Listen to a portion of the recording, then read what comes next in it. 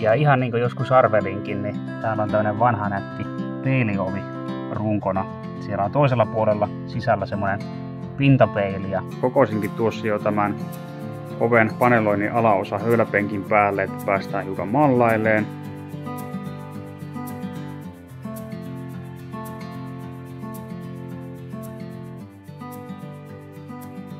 Me voitaisiin kunnostaa nyt tämä vanhan saunarakennuksen ulko-ovi.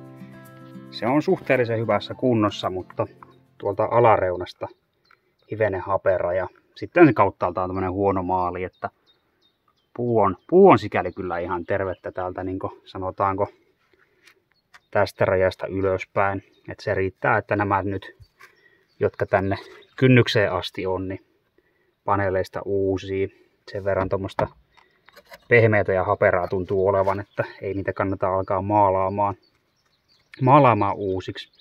Eli alareunat täältä puretaan ja sitten raapitaan maali kauttaaltaan veksi, mikä siitä nyt tuolla lailla irti on lähdössä. Ja sitten ei muuta kuin uutta maalia päälle.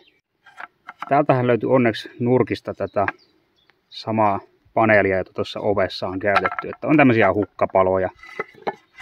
Niistä ei tarvitse yksikään olla niin pitkä, että saisi tommosen täysmittaisen paneelinpätkän. Ei ihan taida riittää. No nippanappa voi olla, että kyllä se vähän vajaaksi jää kyllä noihin. Mutta tänne alas sitten kun tuohon vaihdetaan tuo, niin riittää vallan mainiosti, että näitä voidaan käyttää nyt sitten hyödyksi. Nyt tarvii vielä katsoa, että löydetäänkö jostain tätä leveämpää paneelia, kun täällähän on joka kolmas on tuommoista hiukan leveämpää ja en ole ihan varma, onko täällä jossain paneelia, kun nämä olisi kyllä hyvä vaihtaa tämä ja tuosta. Mutta otetaan ne irti ja sitten lähdetään katsomaan, että jos löytyisi saman levystä ja profiililta samaa paneelia.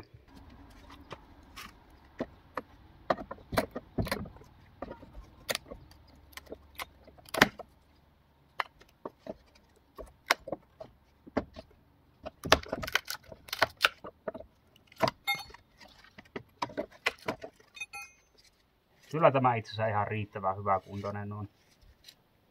Se näytti pahemmalta päälle päin, että ei me tätä suotta lähdetä pois heittämään. On tosi tommoista tiivistä ja hyvälaatuista tämä puu kyllä ollut, mutta sitten taas tämä alareuna, niin tää on kyllä ihan vaihtokamaa, mutta itse asiassa täällähän ihan kaikkein alimpana on sitten leveämpää. Tuohon tarvitaan pienet kappaleet. Tarvii se nikkaroida sitten jostain muusta paneelista, jos ei löydy tätä tämän näköistä. Mutta nyt mietin vielä, että pitäisikö koettaa tuo kumminkin tuosta irrottaa.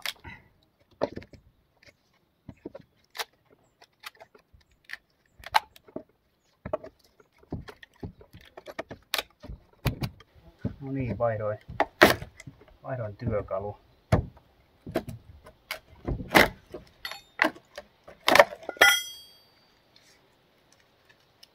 Hivenen tämmönen hapera kyllä tämä kapeampi paneeli.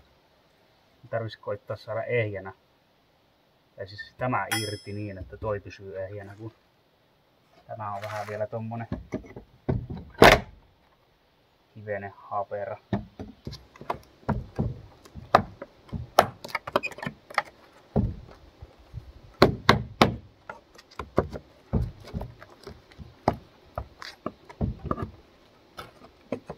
No niin, taitaa lähteä siitä melko siististi.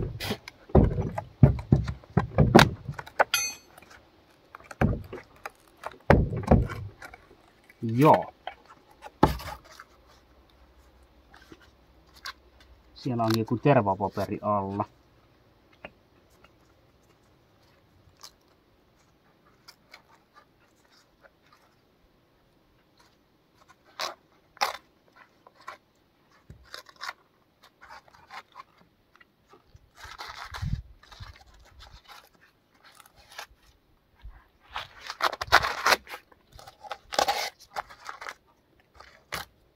Ja ihan niin kuin joskus arvelinkin, niin täällä on tämmöinen vanha nätti peiliovi runkona. Siellä on toisella puolella sisällä semmoinen pintapeili ja tässä on sitten tämmöinen upoksissa oleva. Et en ollut ihan varma, että minkälainen ovi siellä nyt sitten sisällä on, mutta se oli just tämmöinen. Alareunasta sitä on tuon verran korotettu ja taisi olla yläreunassakin pieni korotus, mutta siellä on tommonen tosi söpö vanha ohut ja matala ovilevy, mutta ne melkein jätetään se sinne sitten, että pistetään tuohon vähän sitä uutta paneelia pintaan. Sitten irrotetaan vielä tämä toinenkin puoli. Kyllä se aika lailla haperaa kamaa on tuossa tuo. Tämä me haluttaisiin taas ehjänä tuosta välistä. Tai suunnilleen ehjänä sekin olisi.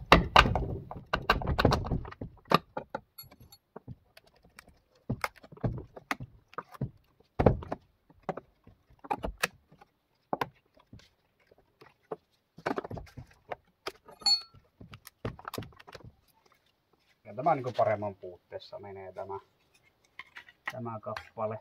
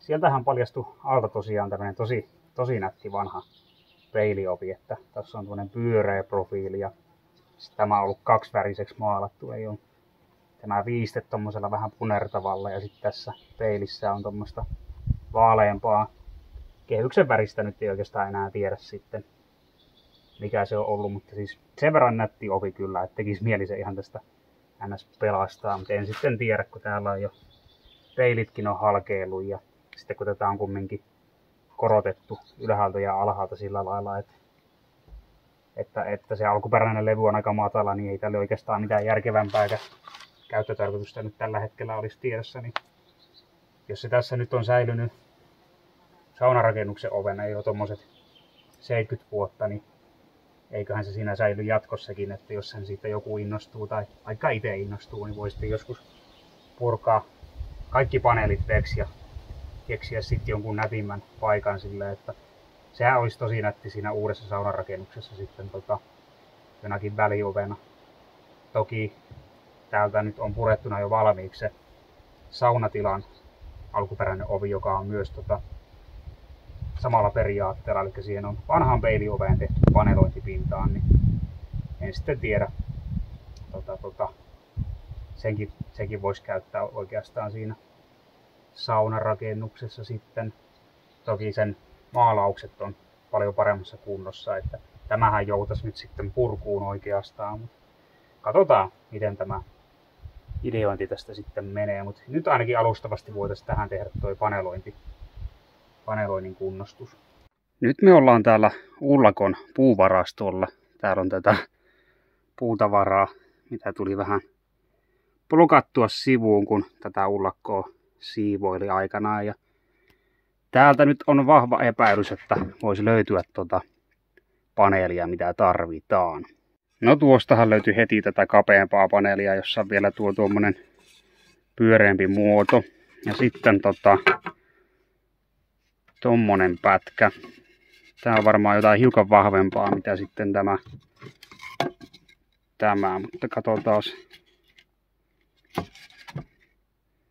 Kyllä se itse asiassa taitaa olla sitä samaa. Hyvin pitkälti vaikuttaisi siltä. Tässä on toki nyt tämmönen, että tähän ei ole tehty lainkaan naarasponttia. Mutta tästä kyllä saadaan ne alareunan palat ainakin. Mutta mä ajattelin, että katsotaan, jos löytyisi vielä semmoista täyspontattua, niin voisi sitten ehkä tehdä vähän isompiakin korjailua tarvittaessa. Mutta pengotaan hiukan vielä varastoon. No niin, ihan niin kuin arvelinkin, niin täältä löytyy aika mukavasti tätä paneelia. Tämä on se, mistä puuttuu nyt tuo pontti tuolta, mutta tässä on nyt 3 pätkää, joissa on toi naarasponttikin. Ja aika hyvän mittaiset, että näistä tehdään jo vaikka minkälaisia korjauksia kyllä noihin oviin. Ja sitten tosiaan tommoset pätkät tätä. Niin mä hiukan vielä katselen, että kuinka paljon sitä täältä voisi löytyä ihan vastaisuuden varalle, mutta ainakin nyt nämä saatiin. Nyt vielä mietin sitäkin, että pitäisiköhän sitten varovaisesti koittaa purkaa jonnekin tuonne asti, että kumminkin pistä siihen soiron tervapaperia alle. Että kyllähän tämä nyt tässä aika suojassa tuon pitkän lipan alla, mutta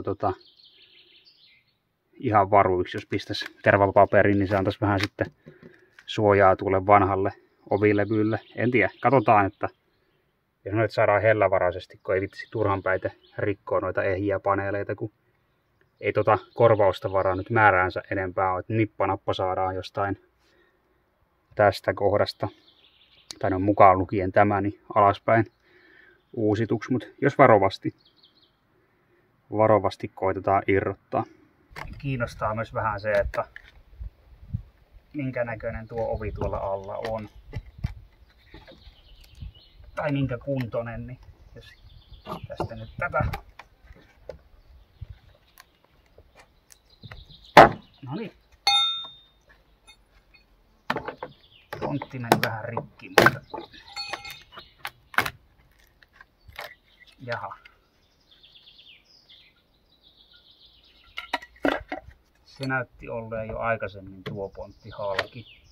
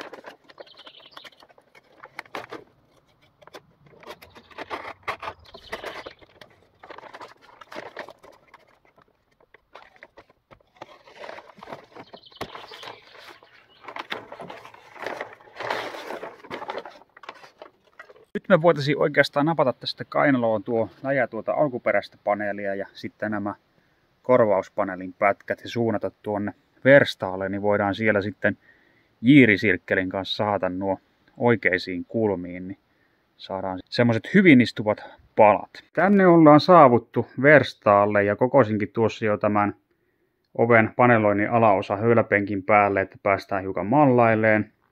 Sitten huomasin senkin, että näistä korvauskappaleista niin pisimmätkin on semmosia, että se ei ihan riitä tommoseen, että tekee täysmittaisen tämmöisen kapean paneelin pätkän.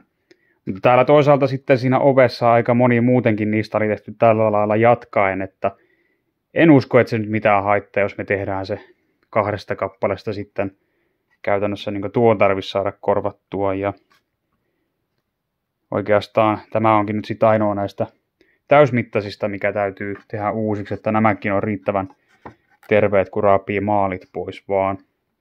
Mutta tämä tehdään nyt sitten 2 palasta.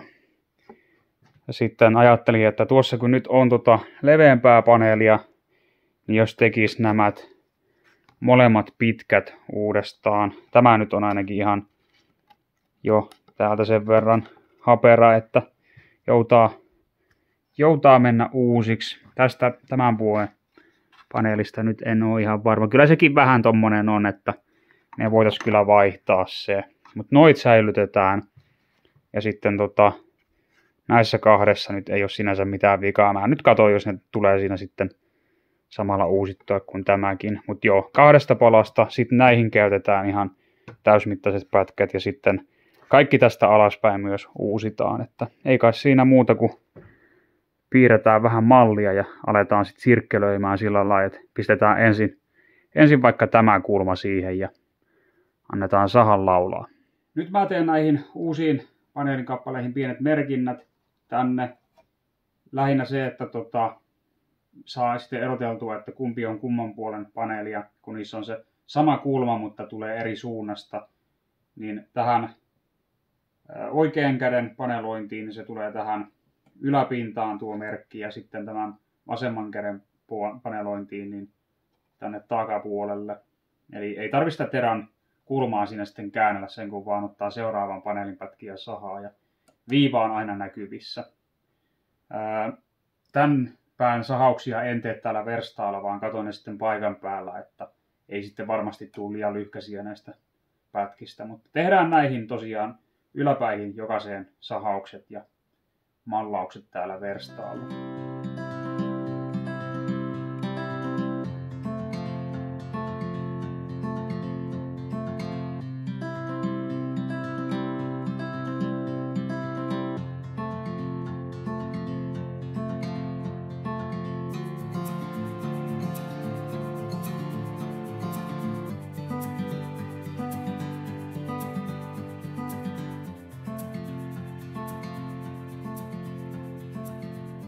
No niin, siinähän alkaa olemaan sitten nyt alkuunsa sahattuna nämä uudet paneelit. Ja nyt seuraava askel olisi semmoinen, että olisi tarkoitus nostaa se ovilevy pois paikoiltaan ja alkaa sitten näitä yksi kerrallaan naputtelemaan kiinni. Ja sitten kun ne on kaikki paikoillaan, niin täältä voi sitten sahata ylimääräiset pois just oikeasta mitasta. Ja tuohon alareunaankin on sitten tulossa vielä tästä palat, eli sahasin siitäkin molemmat päät tuohon oikeaan kulmaan, niin ei tarvitse sitten kun vetästä tuo keskeltä poikki ja naputella ne sitten tuohon ja sama juttu, eli tuosta sitten ylimääräiset pois, kun ne on kaikki kiinni. Hiukan tässä nyt totta kai sitten repeili tämä vasemman käden puoli, kun käänsin ne paneelit sillä lailla ylös alasin, mutta ei se nyt tässä haittaa, kun on tämmöinen vähän muutenkin maailmaa ja elämää nähnyt ovi, mutta jos tämä haluaa välttää ja tekee tämän saman kikkailun, eli kääntää paneelit ympäri, niin se voi vaikka hyvin ton sahauskohdan teipata, niin silloin siinä ei tapahdu sitä repeilyä sillä lailla. On myös muitakin vaihtoehtoja, että menetelmiä on melkein yhtä paljon kuin tekijöitäkin, että joku saattaa sitten tehdä ihan niin, että saa yhden puolen kerrallaan ja sitten kääntää sen teräkulman. Jos on hyvä ja tarkka jiirisirkkeli, niin mikäs siinä sitten vaikka kääntä sen sitten, kun on toisen puolen tehnyt, mutta meikäläisellä se on vähän tommonen surkea, niin en sitten uskaltanut alkaa säätää sitä, kun jos tulee pieniä heittoja, mutta nyt pitäisi olla aika lailla tuolla samalla kulmalla sitten kumpainenkin puoli. Mutta joo, seuraava askel on nyt sitten oikeastaan se, että napataan nämä tästä kainaloon ja viedään ne takaisin sinne Kalliomäen tiluksille. Oikeastaan tämä jakso alkaa olemaan tässä ja seuraavassa osassa sitten käsitellään se, kun naputellaan nämä palaset kiinni ja sahaillaan oikeaan muotoon ja sen perään sitten aletaan rapsuttelemaan noita vanhoja maaleja pois noista alkuperäisistä paneeleista ja tehdään sitten pintakäsittelyt vielä tälle ovilevylle. Mutta kiitos taas oikein paljon, kun viihdyit tämän videon ja tämän entisöintiprojektin parissa ja nähdään sitten taas seuraavalla kerralla.